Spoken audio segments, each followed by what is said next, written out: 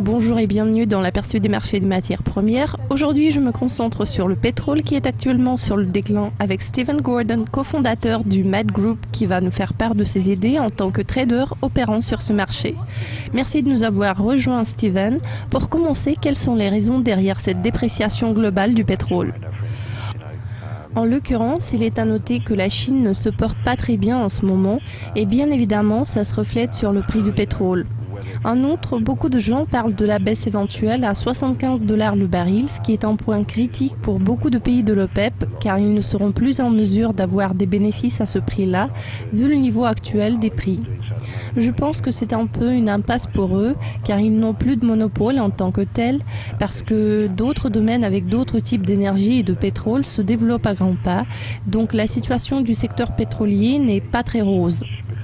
Ils n'ont pas été en mesure de gérer la question du prix parce que dans le passé, s'ils avaient su, ils auraient sûrement réduit l'offre, tandis qu'en réalité, ils n'ont pas été capables de le faire.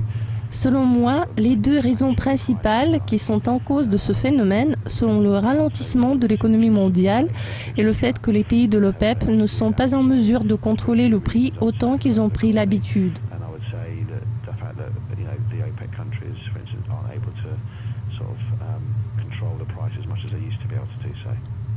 D'accord. En tant que trader, que pouvez-vous dire sur la situation actuelle du marché pétrolier ?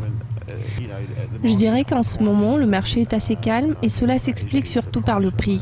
Tout le monde voudrait savoir où il se dirige car on a observé un mouvement important dans un délai relativement court.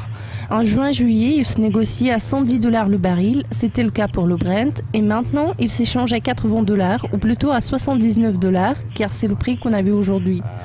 En passant aux mathématiques, on peut parler d'une baisse de prix mesurée à 30%. Voilà pourquoi beaucoup de sociétés ont adopté une approche attentiste. Je pense que plusieurs personnes auraient pu réaliser de bons gains dans d'autres circonstances, mais personne n'avait prévu un mouvement pareil. Plusieurs sociétés issues de ce domaine ont essayé de lutter contre cela. Pour l'instant, les acteurs de ce marché restent relativement inactifs pour voir si cette tendance passera.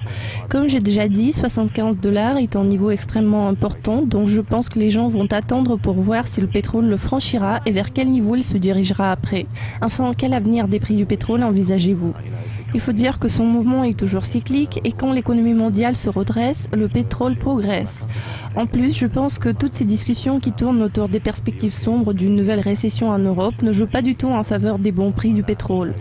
Je prévois que les prix resteront bas à court terme et je ne serais pas surpris s'ils descendaient encore plus bas. Stephen, merci de vos commentaires. C'est tout pour aujourd'hui. Restez à l'écoute de Dukascopy TV pour être bien au courant de tout ce qui se passe sur les marchés financiers.